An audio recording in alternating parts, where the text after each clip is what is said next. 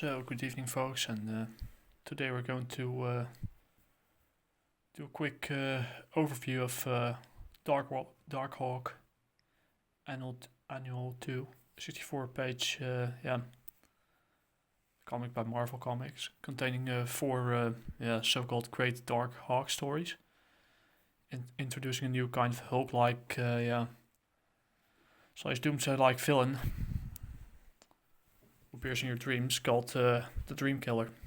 So for those of you who don't know, usually how I do these types of videos, I discuss who the team is, who the artist is, who the colors, letters, and give synopsis and a quick breakdown of what it's all about, similar to my Tales from the Past and usual review videos, and give my the good, bad, and the ugly, and my final verdict, where I score the comic, or in this case 64-page comic or annual webcomic, or let's just say manga or European comic, score from, let's say, 10 out of 100 till let's say 100 out of 100, which is a perfect 10, which hardly happens, and certainly not here. And of course, there might some things you might disagree with me about, and I'll tell you what, no problem. Just try to keep it civil. My goal with these types of reviews and overviews is kind of bring back the old school days where we could just discuss what kind of comic is good. Was the story writing good? Was the art on the same level as the story? Things like that. Those are, and is there a good flow, panel ratios in it, and page layout. Those are discussions we need to have. I also be using the site called the League of Comics Geeks, where I give you the thoughts of other readers slash fans, collectors about this particular issue. And of course, I come armed with a little notebook where I put some notes in on just one page, because I do it just like Captain Frugal. I try to keep it old school in a certain way. So we're going to the team behind the Darkhawk Annual. So it's kind of here. It's written by Danny Fingeroff. I already butchered that name. The pencils are by Aaron Lopresti and Larry Alexander and Don Cameron and Steve Mitchell is doing the inks. Ken Lopez. Of course, inks Don Hudson, colors Joe Rosas, and sometimes there's another inker, like in Force of Evil, which is the second story. Danny Fingeroff, writer, Don Cameron, penciler, and Steve Mitchell, of course. And of course, Larry Sanders, penciler, Aina Keen is the inker, and Don Hudson, of course, penciler Tim John, all kinds of, the whole list goes on.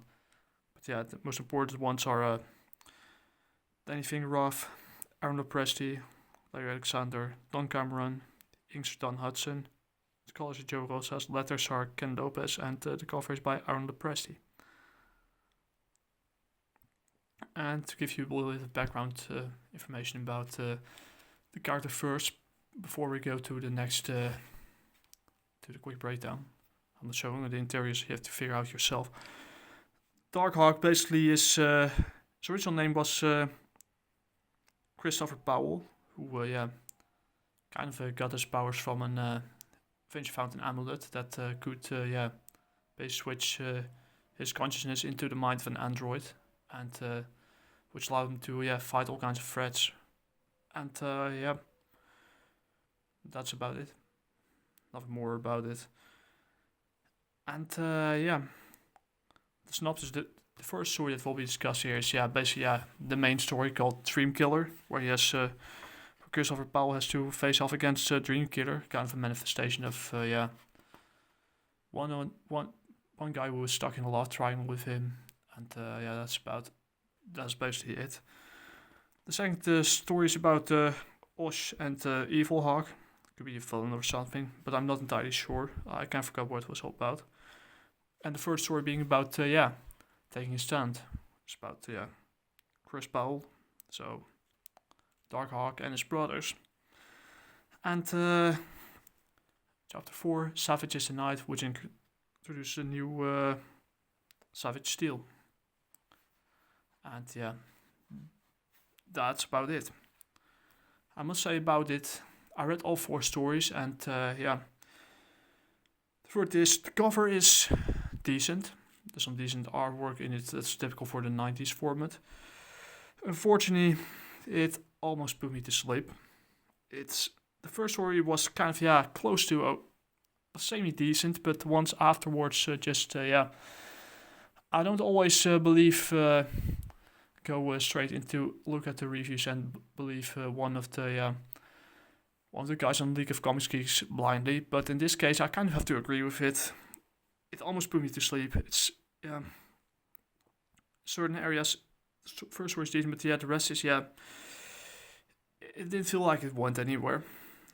It's too mediocre, and it's running on things that had been done already. But it's kind of a typical 90s cape cock or cape shit comics. And that's my take. If you're into that kind of type of stuff, 90s superhero stories / anti-hero stories, I mean, is it all bad? No, but for me, I like the fact that it's a kind of an amulet that's where you get powers from. But yeah, like I said, it's trying to do, in my opinion, too many things at the same time. Just pick one thing and stick with that, or just so that you can get into it, or just the amulet is a great idea. I don't know if it was a good idea to bring the android with it, but I digress. It's just trying to do many things that have been done before, and that brings me to the final score actually. Of this particular 64-page annual issue with 4 so-called great stories. The League was kind of positive about it. I don't know why. I don't know who makes the ratings here, but 12 out of 15 liked it with a 3.6 average rating, which means 80% seemed to like it. I don't even know why. It's not even that special. But my final verdict is kind of much lower. So I give it a 50 out of 100. It's just, you have one. I usually don't mind when there's 4 separate stories in a comic, but one story is just not good enough to If the other 3 are not on the same level, then I can't lose interest quickly, and that's exactly what happened here. So 50 out of 100. It's boring. It really put me to sleep. I mean, if there's no criticism towards the artist, it's not his fault. It's just the writing that's what's went from semi-decent to boring. And it's typical 90s fashion, I guess. Yeah, if you're into this kind of average superhero story / things where you rip off Hulk and Doomsday kind of characters, I mean, you do you, man, go loose. But for me, it's just not good, and will probably end up in the paper in the paperback in the waste bin. So that's about it. If you'd like to see me make more videos like this, leave a like. Only subscribe if you want to. I'm not going to ask you and hit the notification bell. It's just you do you.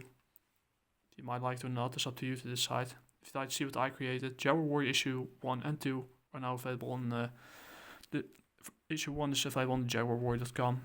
Issue 1 and 2 are available on Global Comics, where you could get print ready PDFs for like $2 each. And of course, there's the Gumroad store for where you get the print ready PDF and the CBR file for just €2, or you can get yourself a physical one for €8. Shipping cost is something I can't control, but I'll try to send them to you within 10 business days. Anyways, that's all I have to say for this video. Talk to you guys later. Peace.